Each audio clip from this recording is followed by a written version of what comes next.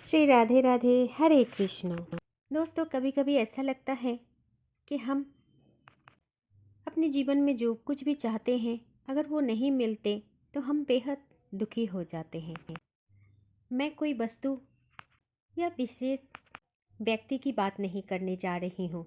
आज तो मैं एक सुंदर सी भाव का बखान करने जा रही हूँ। दोस्तों, हम में से हर किसी के मन में बस एक ही चाहत रहते हैं। जो भी भगवान के भक्त हैं, उनको वृंदावन जाने का बहुत ज़्यादा मन करते हैं, लेकिन श्री जी का बुलावा ना आए तो हम जा भी नहीं पाते वहाँ पर। ठीक उसी तरह ही हमारे आसपास में बहुत सारे मंदिर हैं, मन करता है जाने के लिए, लेकिन अगर किसी कारणवश हम नहीं जा पाए तो दुखी नहीं होना। बस आज की ये कहानी सुन लीजिए तो जीवन में ये जो दुख आता है कि भगवान से मिल नहीं पाए, भगवान के मंदिर जाके उनके दर्शन नहीं कर पाए, इस वजह से जीवन में कभी दुख नहीं आएगा। तो चलिए सुनते हैं आज की कहानी। कहानी थोड़े पहले ज़माने की है। उस समय राजा महाराजा हुआ करते थे। तो एक दिन एक राजा के दरबार में एक व्यक्ति आया जिसके पास 2 गायें थी। वो व्यक्ति राजा के सामने पहुंचकर बोला, हे महाराज, आपके राज्य में इतने महान और विद्वान पुरुष हैं और आपके मंत्रिमंडल में तो इतने बुद्धिमान लोग हैं, लेकिन आज मैं आपसे एक साधारण सा प्रश्न का उत्तर पूछने आया हूँ महाराज। हे महाराज, क्या आप मुझे ये बता सकते हैं कि ये 2 गायों में माँ कौन है और बेटी कौन है? फिर उस व्यक्ति की बात सुनकर राजा ने दोनों गायों का ध्यानपूर्वक निरीक्षण करने लगा। राजा ने देखा कि दोनों गायें बिल्कुल एक जैसी ही थी। दोनों गाय का रंग भी एक जैसा था, आकार भी एक जैसा था और स्वभाव में भी दोनों एक जैसी ही थी। राजा ने देखा कि ये दोनों गायों में कोई भी अंतर नहीं था। तब राजा को समझ में नहीं आ रहा था कि इन दोनों गाय में से माँ कौन है और बेटी कौन है।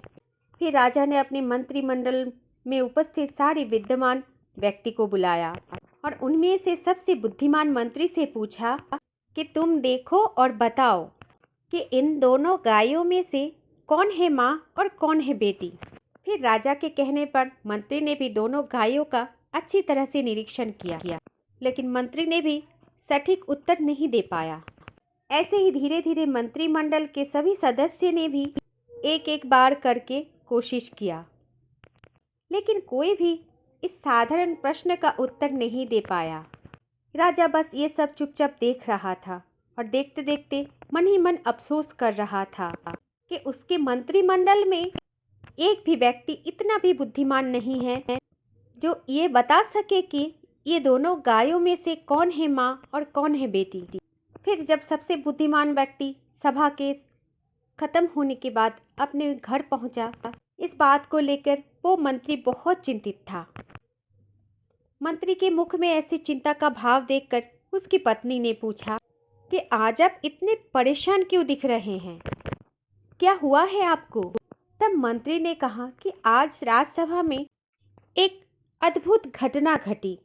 राज्यसभा में एक व्यक्ति अपने 2 गाय को लेके आया था और फिर सबसे पूछा कि इनमें से कौन है माँ और कौन है बेटी। हम सब ने बहुत अच्छी तरह से दोनों गायों का निरीक्षण किया, लेकिन दोनों गाय एक जैसे ही दिखाई दिया। कोई भी ये साधारण सा उत्तर नहीं दे पाया आज सभा में। तब मंत्री की पत्नी मुस्कुराई और फिर बोली, ठीक है, कल मुझे भी आप राज्यसभा में ले चलिए और मैं इस प्रश्न का उत्तर देने की चेष्टा करूंगी। फिर अगले दिन जब राज्यसभा पुनः लगी, तब मंत्री ने राजा से अपनी पत्नी को राज्यसभा में लाने के लिए अनुमति मांगी। फिर राजा ने भी अनुमति दे दिया और फिर मंत्री की पत्नी को बुलाया गया और फिर उसी सभा में दोनों गायों को फिर से लाया गया। तब मंत्री की पत्नी ने कहा कि हे महाराज, मुझे आज एक अवसर दे। और फिर मंत्री की पत्नी दोनों गायों के सामने घास के एक एक टोकरे रख दिया और फिर जब दोनों गाय घास खाने लगी, फिर थोड़ी देर बाद मंत्री की पत्नी ने कि ये गाय माँ है और ये गाय बेटी है।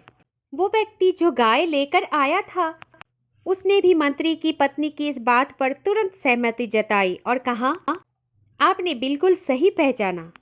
फिर राजा ने आश्चर्य होकर पूछा कि तुम्हें कैसे पता चला कि माँ कौन है और बेटी कौन है।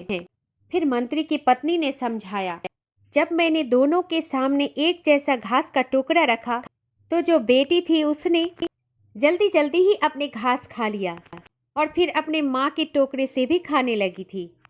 दूसरी ओर माँ ने घास खाने की गति को थोड़ा धीमा कर दिया और आराम से घास को खाने लगी, क्योंकि दोस्तों एक माँ ही होती है इतनी निस्वार्थ कि खुद भूखी रहकर भी अपने संतान को खिलाती है। दोस्तों इस कहानी का संदेश बहुत ज़्यादा गहरा है। जैसे एक माँ अपने संतान से निस्वार्थ प्रेम करते हैं और अपनी संतान की भलाई के लिए खुद को त्याग भी देती है, ठीक वैसे ही ईश्वर भी हमें बिना किसी अपेक्षा की, बिना किसी कारण की ही प्रेम करते हैं। ईश्वर हमें बिना कुछ अपेक्षा के ही सब कुछ देता है, क्योंकि हम सब तो ईश्वर की संतान हैं। इसी कारण ईश्वर ने हमें इतना सुंदर सृष्टि निस्वार्थ प्रेम से दिए हैं। हम अक्सर ईश्वर से केवल अपनी मन की इच्छाओं की पूर्ति की प्रार्थना करने जाते हैं मंदिर में, लेकिन कभी भी हम ईश्वर से ये नहीं पूछते हैं, हे प्रभु आप कैसे हो, आप खुश तो हो। जिस तरह हमें अपने माता पिता का सम्मान करना चाहिए, उनसे बातचीत करनी चाहिए, या फिर हम करते भी हैं, जिस तरह हम अपनी माता पिता का खुशी का ध्यान रखते हैं, ठीक वैसे ही हमें ईश्वर से भी अपने मन की संवाद बनाए रखना चाहिए। यदि हम अपने माता पिता से दिन में बस एक बार पूछ लें कि आप खुश तो हैं, आप कैसे हैं, तो उनके आशीर्वाद से हमारी जीवन को कभी दुख नहीं आते हैं। इसीलिए दोस्तों पूजा पाठ करना या मंदिर जाना उतना जरूरी नहीं है। अगर आप ईश्वर से संवाद हमेशा अपने माता पिता जैसा ही बना के रखोगे तो फिर ईश्वर का प्रेम और आशीर्वाद हमेशा हमारे साथ ही रहेंगे और हमारे जीवन को खुशहाल और समृद्ध बनाएगा। इसलिए दोस्तों मंदिर नहीं जा पाते हैं तो मन ही मन पूछ लेना ठाकुर जी से कि ठाकुर जी आप कैसे हो, आप ठीक तो हो ना। आप हमें दर्शन देने के लिए इतना गर्मी में भी इतने सज धज के मंदिर में खड़े रहते हो। जब भी हम मंदिर में जाते हैं, आपके दर्शन करते हैं, आप हमेशा हमें वो खुशी और सुकून प्रदान करते हो, लेकिन हमने कभी आपसे ये नहीं पूछा कि आप कैसे हो। इसलिए दोस्तों जब भी मंदिर में जाओ या फिर घर से कोई भी मंदिर का स्मरण करो, ठाकुर जी का स्मरण करो, तो एक बार जरूर उनसे पूछना कि ठाकुर जी आप कैसे हो, आप ठीक तो हो ना। जितना मन में भाव हम अपने परिवार और माता पिता के लिए रखते हैं, उतना ही भाव हमारे ठाकुर जी के प्रति भी होना चाहिए, क्योंकि आज हम जो कुछ भी हैं हमारी सृष्टि का संचालक है ठाकुर जी, और हम बस उनसे मांगने के लिए जाते हैं, वो भी सांसारिक सुख। कभी वो ये नहीं पूछते कि ठाकुर जी आप कैसे हो। इसलिए जब भी मंदिर जाओ आज के बाद तो ज़रूर पूछना कि ठाकुर जी आप कैसे हो। जिस भाव से हम अपने माता पिता से पूछते हैं, ठीक उसी भाव से अगर भगवान से पूछेंगे तो उनकी कृपा दृष्टि हम पर बनाए रखेंगे, उनके आशीर्वाद हमेशा हमारी साथ ही रहेंगे। इसीलिए दोस्तों कभी भी अगर मंदिर में जाकर ठाकुर जी के दर्शन ना कर पाए तो दुखी मत होना। अपने मन के अंदर ही भगवान का वास होता है। आप मन से भगवान की दर्शन कीजिए, ज़रूर आपके हर एक प्रार्थना भगवान सुनेंगे। दोस्तों आशा करती हूँ आज की ये जानकारी आप सभी को अच्छी लगी, तो इस वीडियो को ज़रूर शेयर कर देना और चैनल को सब्सक्राइब करके कमेंट बॉक्स में राधे राधे लिखना ना भूलें।